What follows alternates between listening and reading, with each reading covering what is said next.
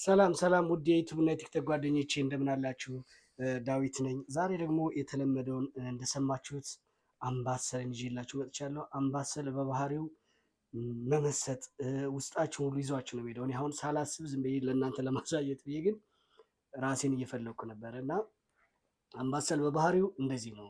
አምባሰል የሚያስደስት ቅኝት ነው። አምባሰልን እና ትዝታ ለእኔ ትልቅ መልእክት አላቸው ማለት ነው እና ዛሬ አምባሰልን ሙሉን ኢንስትሩመንቱን ሙሉን ዜማውን በሚቀጥለው ቪዲዮ አምባሰል፣ አንቾዬ፣ ባቲ በትክክል ሙሉን አምስት ደቂቃ አድርጌ ሪከርድ አድርጌ እለቅላችኋለሁ።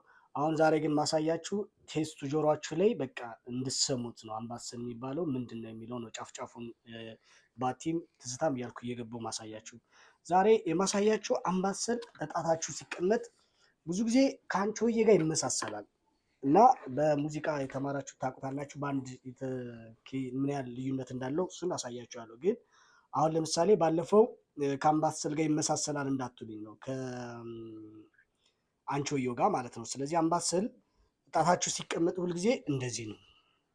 አሁን አንቾዬ ባለፈው ሳሳያችሁ እነዚህ ሁለት ጣታችሁ እንደዚህ መግጠም አለበት ማለት ነው። አምባሰል ስትጠቀሙ ደግሞ ይችኛዋ ጣታችሁ እንደዚህ ቪ ነው የምትሰራው። እንደዚህ ትወርዳለች ማለት ሁልጊዜ ስትጠቀሙ 1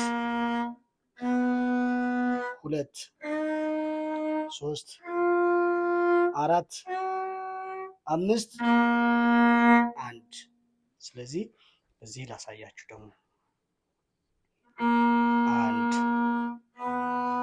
2 3 4 5 1 ስለዚህ በደንብ የገባችሁ ይመስለኛል።